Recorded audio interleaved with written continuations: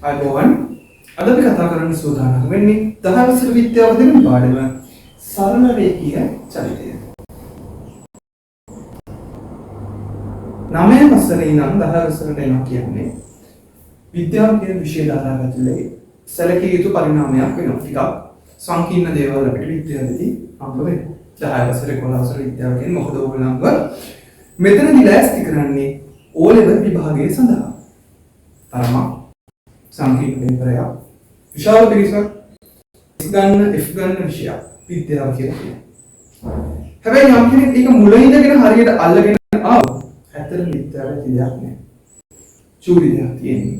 ලෝකයේ අපිට හම්බ වෙන දේවල් තමයි විද්‍යාව තුළ අපිට හම්බ වෙන්නේ. එහෙනම් විද්‍යාවේ අසීමාන්තික සීමාමායින් බිඳදමා විෂයක් විදියට ජීවිතයේ විද්‍යාව ආදේශ කරගන්න අභාරකතුමන්න. අද අපි කතා කරන්න සූදානම් වෙන්නේ සම්බරේගී චලිතය 10 වසර විද්‍යාව දෙන්න පාඩම. පුංචි කාලේ ඉඳන් අපි දන්නවා මොකක්ද සරල රේඛාවක් කියලා කියන්නේ. මොකක්ද සරල රේඛාවක් කියලා කියන්නේ? ඇත්තටම සරල රේඛාවක් කියලා කියන්නේ මොකක් හරි අක්ෂයක ඉඳන් තව අක්ෂයකට ඇඳි ඉරක්. මොකක්ද කියන්නේ? ඔක ඇත්තටම නිර්වචනය කරොත් මොකක්ද සරල රේඛාවක් කියලා කියන්නේ? යම් ලක්ෂයක ඉඳන් තව ලක්ෂයකට අඳිනු ලබන කෙටිම දුර සහිත රේඛාව සරල රේඛාවක් කියලා කියනවා. දැන් රේඛා ගත්තම කොටස් දෙකක් හම් වෙනවනේ. ගණිතයේ කොටස් බලමු. රේඛා ගත්තම කොටස් දෙකක් හම් වෙනවනේ. මොනවාද කොටස් දෙක? වක්‍ර රේඛා සහ සරල රේඛා. වක්‍ර රේඛාවක් කියලා කියන්නේ හරි මොකක් හරි ලක්ෂ දෙකක් කරා අපි අඳිනකොට යම් කිසි ඉරක් ඒක අපි නිදහසින් එතනදී අපි සලකන්නේ නැහැ කෙටිම දුර යම් කරන්න. ඔය මෙතනදී බලන්නේ මේ දෙක අතර තියෙන කෙටිම දුර කොහොම හරි ලබා ගන්න. අන්න ඒ වගේ දෙයකට තමයි අපි සරල රේඛාවක් කියලා කියන්නේ. පැහැදිලිද? එතකොට මම සරල රේඛාව කියන මාතෘකාව චුට්ට වෙලාවකට පැත්තකින් තියනවා. අපි යන භෞතික රාශිය කියලා දෙයකට. හරි. මොනවද භෞතික රාශියක් කියලා කියන්නේ? ඔව්. භෞතික රාශියක් කියලා කියන්නේ අපිට භෞතිකව දැනෙන රාශිය. හරි. භෞතිකව කියන්නේ ෆිසිකලි. අපිට ඇල්ලනවා, දැනෙනවා, පේනවා. අන්න ඒ වගේ දේවල් භෞතික රාශිය කියලා කියනවා. ඒතර භෞතික රාශිය මුළු චුට්ටක් ඔබට යනවා. හරි. භෞතික රාශිය ප්‍රධාන දෙකක් තියෙනවා. මම මෙතනින් පාඩම් පටන් ගත්තේ ඇයි කියන එක සහ මෙතනින් පාඩම් පටන් ගැනීමේ තියෙන වාසිදායකත්වය ඉස්සර ගන්න දෙයක්. භෞතික රාශියේ ප්‍රධාන කොටස් දෙකක් තියෙනවා. මොනවද භෞතික රාශියේ තියෙන ප්‍රධාන කොටස් දෙක? ඕකේ. පළවෙනි කොටස තමයි අදිශ රාශිය.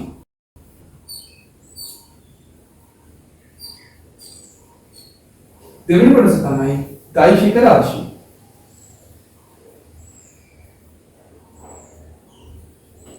එතකොට මේ භෞතික රාශිය වලදී අපිට හම්බ වෙන අදිශ සහ දෛශික රාශිය අතර තියෙන වෙනස්කම මොකක්ද? ඔව්. අදිශ රාශියක් කියලා කියන්නේ හරි අදිශ රාශියක් කියලා කියන්නේ අදිශ රාශිය වලට මොනවද තියෙන්නේ මොනවද නැත්තේ? දෛශික වලට මොනවද තියෙන්නේ මොනවද නැත්තේ? අපි උචුට්ට බලමු. අදිශ රාශියක් කියලා කියන්නේ මෙයාට විශාලත්වයක් තියෙනවා. හරිද? අදිශ රාශියින්ට තමයි හැමතිස්සෙම විශාලත්වයක් තියෙනවා.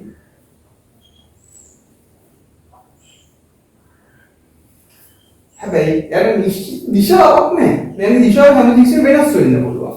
නිශ්චිත දිශාවක් නැතිව තමයි අපි අදිශ රාශියින් කියලා කියන්නේ. මේ බලන්න නිශ්චිත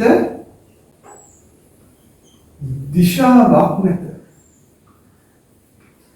හැබැයි දෛශික රාශින් වලට විශාලත්වයකුත් තියෙනවා දිශාවකුත් තියෙනවා. මෙයාට විශාලත්වයකුත් තියෙනවා නිශ්චිත දිශාවකුත් තියෙනවා. අන්න ඒ වගේ රාශීන් වලට තමයි අපි මොනවා කියලා කියන්නේ? දෛශික රාශීන් කියලා කියන්නේ. එතකොට මේ දෛශික රාශීන් වල අපිට හම්බ වෙන ප්‍රධානම කතන්දරයක් තියෙනවා. මේ දෛශික රාශීන් වල අපිට හම්බ වෙන ප්‍රධාන කතන්දරයක් තියෙනවා. මේ දෛශික දිශ වෙන් කිරීම අපි ඉගෙන ගන්න තියෙනවා ඔයගොල්ලන්ගේ සිලබස් එක ඇතුළේ. ඒ දුර සහ විස්ථාපනය කියන ප්‍රධාන රාශි දෙක ඇසුරේ. දුරක් කියන්නේ මොකද්ද? විස්ථාපනය කියලා කියන්නේ මොකක්ද? සරල උදාහරණයක් ගත්තොත් අම්මා යාට කියනවා පුතේ කඩේට පොඩ්ඩක් ගිහිල්ලා එන්න. හරි මම ගන්නම් අපේ ගෙදර ඉඳන් මෙදින අපේ ගෙදර. හරි මේ වගේ හරියක කඩේ තියෙනවා.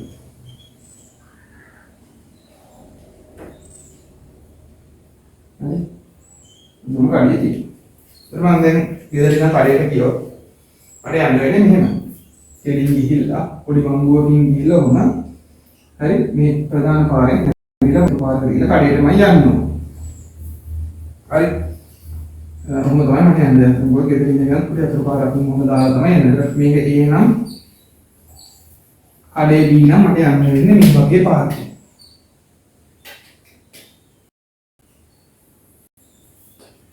කොහොමද මම මේ පාර කම්ප්ලීට් කරද්දී මට සාමාන්‍ය මීටර 500ක් මීටර 600ක් විතර සෙට් වෙනවා. හරි. හැබැයි ඊටත් කල්පනා කරා මෙහෙම මේ ගෙවල් මේ හැමතැනම තිබුණ නැත්නම් මට යන්න පුළුවන් මෙන්න මේ වගේ පාරක් කියලා. නේද? නැත්නම් කතාව මෙහෙම පාරක් මට යන්න පුළුවන් කියලා මම පොඩ්ඩක් කල්පනා කරා. ඔන්න ඔතනින් තමයි විස්තරණය කියන එක මුලින්ම මේ ලෝකෙට ඇති වෙන්නේ. කවුරු කෙනෙක් කොහොම කල්පනා කරන්නේ නැති එක නම් නිශ්චිත කෙනෙක් නෑ. එහෙම කල්පනා කරේ මෙයා මෙහෙම කියලා නෑ.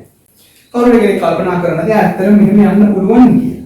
ඒත් එහෙම යන මාර්ගයේදී එහෙම යන පාරේදී හරි එයා හිතනවා මොකද මේ A නම් B ට තියෙන සරල රේඛීය මාර්ගය. ඒක තමයි විස්ථාපනය කිව්වේ. ඒකට නිශ්චිත දිශාවක් තියෙනවා. මෙයා මේ දිශාව ඔස්සේ තමයි යන්නේ. හැබැයි මෙයා මම සනදාම සාමාන්‍ය පාරේ ගියොත් නිශ්චිත දිශාවක් තියෙනවා නෑ. මේ මෙතනින් ගිහලා මගේ දිශාව අනිත් පැත්තට යනවා මෙහෙට. මම මුලින් යන්නේ මේ වගේ දිශාවක.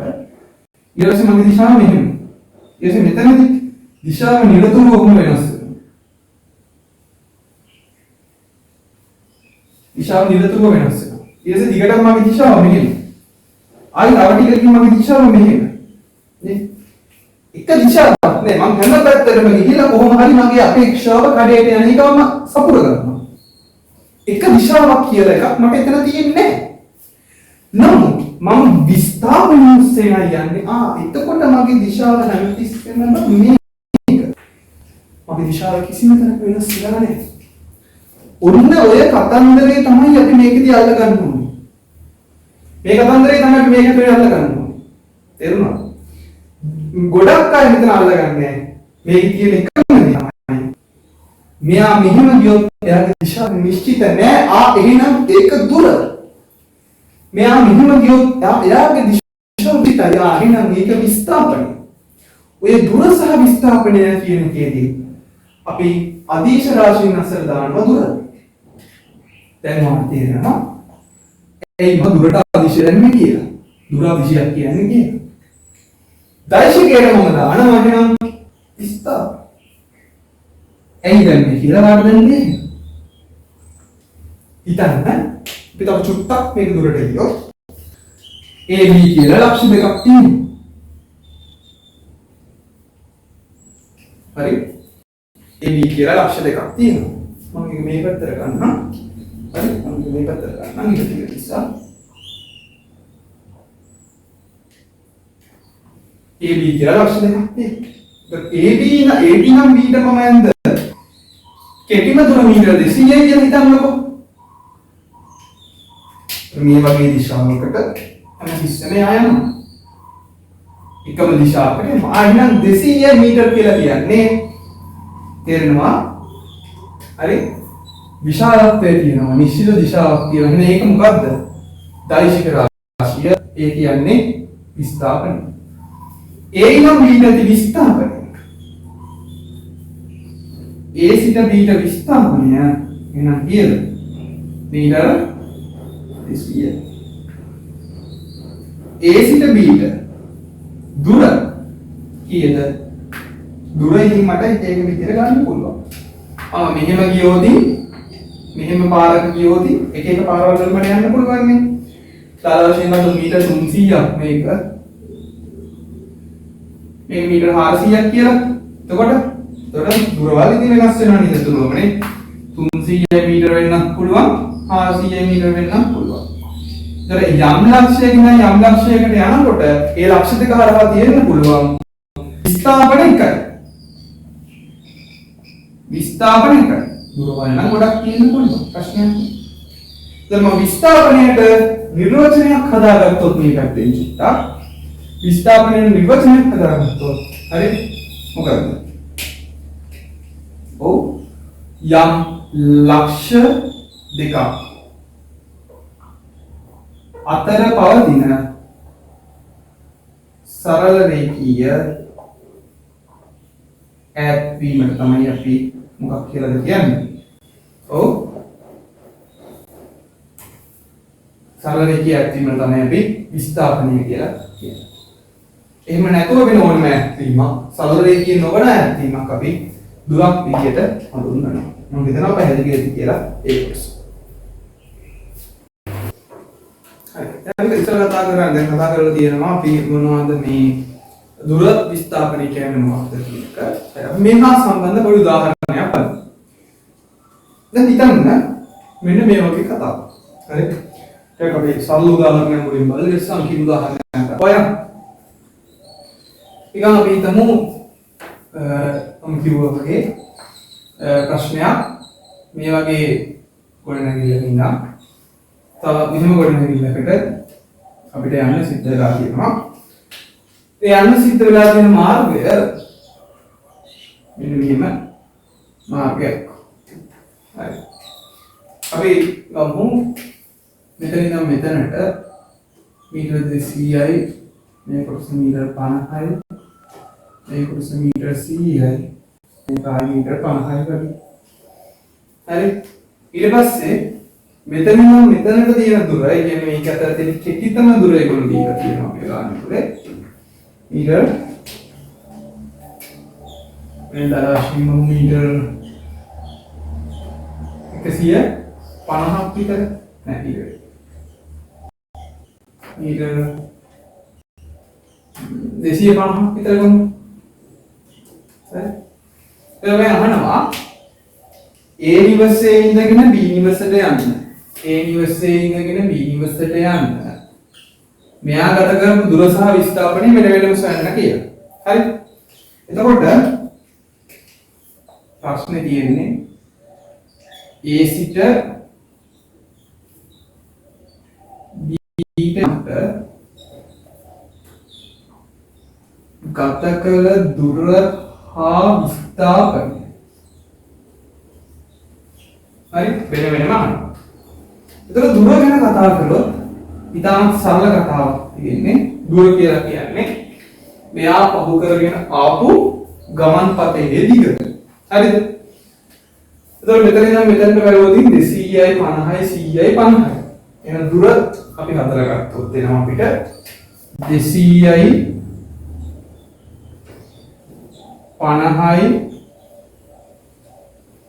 100යි 50යි. හරි 200යි 300යි මීටර් 400ක් මෙයාට දුර ගෙවන්න සිද්ධ වෙනවා. ඔබට කොහොමද විස්ථාපනය ගැන කතා කරොත් විස්ථාපනය දුර කීයද? ඊටම සරලව අපිට විස්ථාපනය කරන්න පුළුවන් කෙටිම දුර. එහෙම නැත්නම් සරල රේඛීය දුර. හරි කෙටිම දුර එහෙම නැත්නම් අංකුවා සරල රේඛීය දුර. සරල රේඛීය දුර කීයද? මීටර් 250.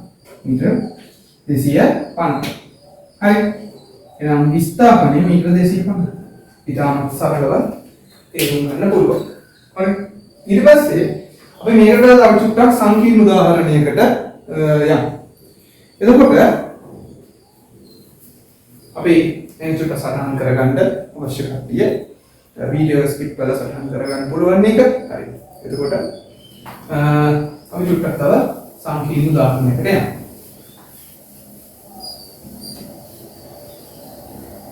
එතකොට හිතන්න මේ වගේ දුවන ගමන් පතයක් තියෙනවා.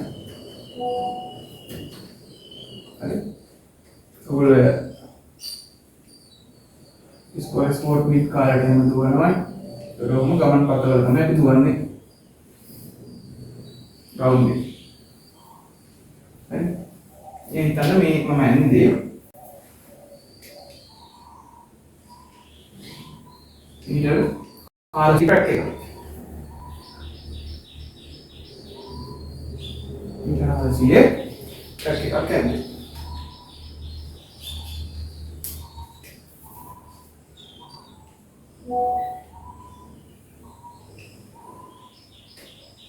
හරි එතකොට සාමාන්‍යයෙන් ඔය ගමන් පතන වෙද්දී මෙන්න මේ කොටස කොහොම බෙදලා දෙන්නේ ඒ කියන්නේ මේ කිලෝමීටර් 100ක් කියලා අපි ගමු මේ කිලෝමීටර් 100ක් කියලා ගමු අපි මේ කොටස මීටර් 100ක් කියලා ගමු අවසාන වශයෙන් මේ කොටස මීටර් 100ක් කියලා ගමු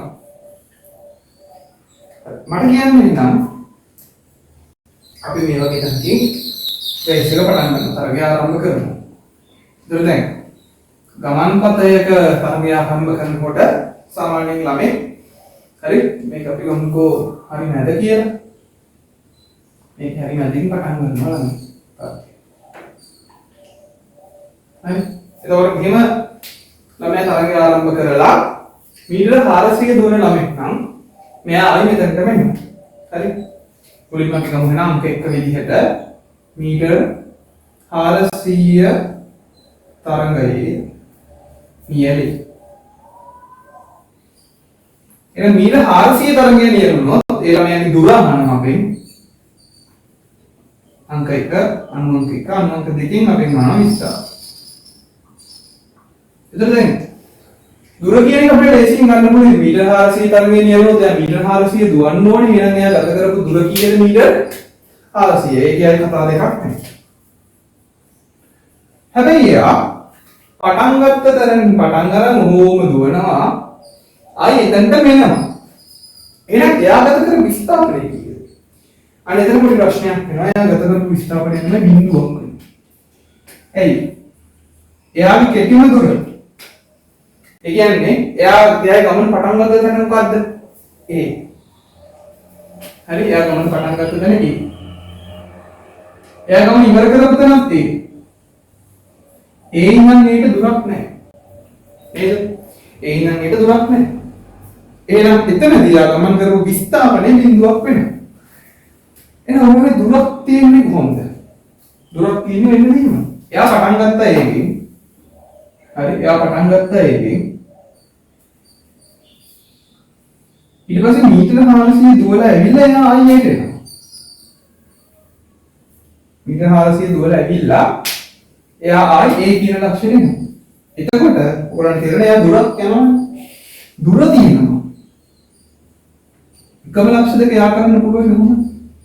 ඒ කෙටිම දුර නෑ. ඒ නිසා තමයි මෙයා ගමන් පතේදී දුරක් තිබිලා විස්ථාපනයක් නැති වෙන්නේ. එතකොට දෙවෙනි අනුවන්දී මේගොල්ලෝ කියනවා තරඟ කරුවා මීටර 200 තරඟයේ නියැලේ. ඉගෙන කතා කරන්න දෙයක් නැහැ අනිත් දුරයි විස්ථාපනය. එතකොට කොහොමත් මීටර 200 නේ ඕනම මීටර ගානක් ලිව්වොත් එතනදී දුර වෙන්නේ හරි එයාගේ ඒ තරගේ තියෙන දුර. හරි මීටර 200.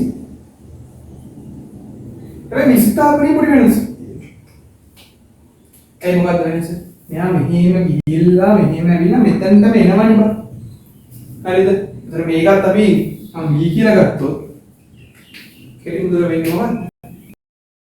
ඒකෙන් පටන් ගන්න B ට තියෙන දුර. ඒක ගානේ දුර වෙනවා හිතමු දල වශයෙන් මීටර 40ක් වගේ දීලා තියෙනවා. හරි. එන විස්ථාපනයේ මීටර 40යි කියලා ගන්න ඕන.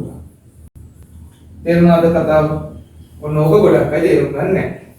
අපි තව වෙනම වීඩියෝ එකකින් මේකට දාලා තව ගැටලු ගොඩක් සාකච්ඡා කරනවා. දැනට මම හිතනවා මේ ගැටලු දෙක සහ කලින් කොටසත් එක්ක දුර සහ විස්ථාපනය අතර තියෙන වෙනස ඔයගොල්ලෝ හරියටම තේරුම් ගන්න නැති කියලා. ඊළඟට අපි කතා කරන්න තියෙන පොඩි කොටසක්. හරි මම මේකෙන් පස්සේ මේ වීඩියෝ එක ඉවරයි. ඊට පස්සේ අපි ඊළඟ වීඩියෝ එකෙන් වේගය කියන කොටස ගැන අපි සාකච්ඡා කරනවා. මේ වීඩියෝ එකෙන් කතා කරන අවසාන කොටස මොකද්ද? මේ දුර සහ විස්ථාපනය අතර ගණන් වලට අපිට ගණිතයේ හම්බ වෙන පොඩි දෙයක් හිතනවා. තමයි අතීතයේ ජීවත් වුණා පයිතගරස් කියලා අට පොරක්. මූ ඇත්තටම පොරක්. ගණිතයේදී මාර දේවල් හොයාගෙන තියෙනවා. එතන ගණිතයේ උඩු යටි කුරු කරපු දෙයක් මේ පයිතගරස් හොයා ගන්නවා. ඒ තමයි උගෙන මොන දාලා හදනවා පයිතගරස් ප්‍රමේය. මේ පයිතගරස් ප්‍රමේය ඉදිරිපත් කරන්නේ ඍජුකෝණී ත්‍රිකෝණ වලට. මොකක්ද ඍජුකෝණී ත්‍රිකෝණයක් කියලා කියන්නේ? සමමිති ත්‍රිකෝණ ගත්තම විතරන සමකෝණී ත්‍රිකෝණ සමපාද ත්‍රිකෝණයක් කියලා කියන්නේ ඔක්කොම ත්‍රිකෝණ සමානයි එක විදියට. ඒ සමද්විපාද ත්‍රිකෝණය කියන්නේ කෝණ දෙකක් සමානයි සහ එක කෝණයකගේ අංශක 90ක් වෙන විදිහට ත්‍රිකෝණයක් දානවා. ඒකට ඒගොල්ලෝ කියනවා කෝණේ නමින් කියන ඍජුකෝණී ත්‍රිකෝණයක් කියලා. අපි මුලින්ම කතා කරමු පොඩ්ඩක් පයිතගරස් මොනවද කිව්වේ?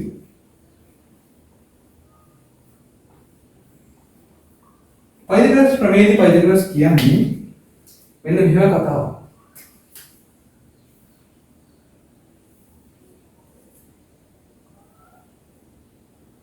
හරි. පයිතගරස් ප්‍රමේයදී පයිතගරස් කියන්නේ මෙන්න මෙහෙම කතාවක්. හරි. හිතන්න මේ ත්‍රිකෝණයේ මම මේ පාද ගන්නවා කියන්නේ මේක x කියලා කියනවා මම.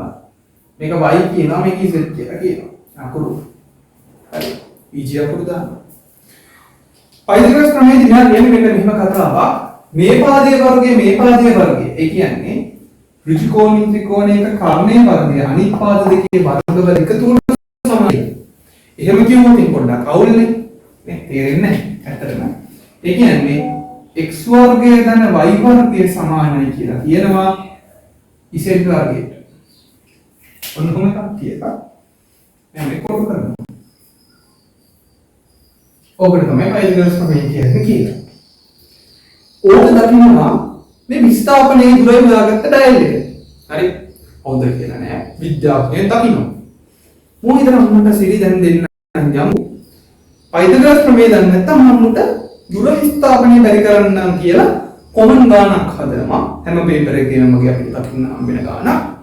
දුර සහ විස්ථාපනය අතරට පයිතගරස් ප්‍රමේය ඇප්ලයි කරනවා. එතනදී දැන් මෙච්චර අපි ගණන් හදුවම හරි දුර දුන්න වෙනම කෙටිම දුර දුන්න වෙනම මුංගින නැහැ. පයිතගරස් ප්‍රමේය තියෙනකම මම කෙටිම දුර දෙන්න ඕනේ නැහැ. හරි. ගානක් හදනවා මේ. අපි ඕකත් එක්කම තව පුංචි තීරියක් මම කියලා දෙන්නම්. මෙහෙම දිශා ටික. ඒකකින් දැනන් ඉන්න ඕනේ දේවල්. හරි? දිශා ටික. ගැන අවබෝධය. හරි? මොනවාද? මේක උතුර. හරි? ඒ කියන්නේ උකුල ඊළඟ නැවේ ගිහින් ධම්මිනිජත බලා බලන්න. තව එකක් තියෙන. පොඩි එකක් කියන්නේ. උස ඊරිගෙන ඇට්ට කියලා පුතන්ගේ නිකන් බබා වගේ. හරි? මම අපි පාවිච්චි කරන එක ගන්නම් මම නිකන් කිව්වේ. උපුල් ඊළඟ නැවේ කිහි ධම්මිනිජිත බලාව උස ඊරිගෙන ඇට්ට කියලා පුතන්ගේ නිකන් බබා වගේ. හරි? එතකොට එහෙම අපලනවා දිශා ටික දැනගෙන ඉන්න ඕන. මේ කොහොමද ගාන මේගොල්ලෝ හදුවේ? ගාන හදන්නේ මෙන්න මෙහෙම. හරි? මම මේ පැත්තෙන් ගාන හදුවොත් එන්නේ. හරි. ගාන කියන්නේ එක්තරා ළමයෙක් ඒ ලක්ෂයේ සිට නැගෙනහිරට මීටර 20ක් ගමන් කරනවා. හරිද? නැගෙනහිරට මීටර 20ක් ගමන් කළා බීට පැමිණේ කියලා කියනවා. හරි? එතෙන් සිට දකුණට B නම් දකුණට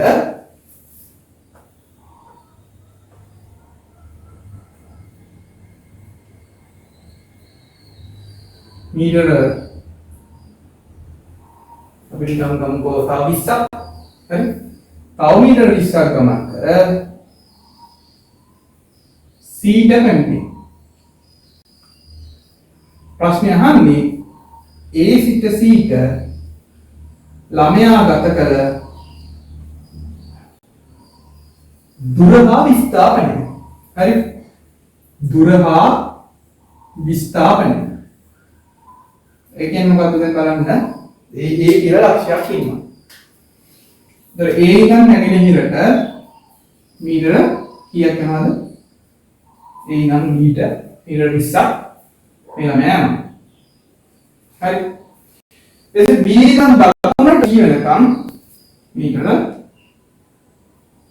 තව 20ක් මේ ළමයා යනවා. දැන් දුර නම් අපිට නිකම් කීයද 20 වැඩි කිරීම 20 ධන 20 විතර දුර අපිට හම්බ වෙනවා මේ කාරණේ නිකම්ම. හරි මේක අංශක 90යි. ඇයි මේ නැගෙනහිරයි දකුණයි දෙන අංශක 90කට. එහෙනම් මේකත් අංශක 90ම තමයි. එතකොට දුර අපිට හම්බ වෙනවා එහෙනම් කීයද 20යි මීටර ධන 20යි මීටර 40යි කියලා. විස්ථාපනයෙන් තමයි අපිට කේස් එකක් එන්නේ. විස්ථාපනය අපිට හොයන්න වෙනවා. මෙතන අපිට ඇප්ලයි කරන්න වෙනවා කවද? පයිතගොරස් අයියා. පයිතගොරස් අයියා දාන්න මම දානවා. මම පයිතගොරස් දානවා කියලා. එහෙනම් මට සුළු වෙන්නේ නැති උත්තරයක් එන්නේ. මූලයෙන් උත්තරයක් එන්නේ. උත්තරේ දාන්න කමෙන්ට් සෙක්ෂන් එකේ. එහෙනම් අදට පාඩම ඉවරයි. එහෙනම් ඊළඟ දවසේ වේගී කොටසෙන් අපි හම්බෙමු. මේ අසීමාන්තික සීමායි බිඳහැර විෂයක් විදිහට නෙවෙයි ජීවිතයට විද්‍යාව ආදේශ කරගන්න විද්‍යාව.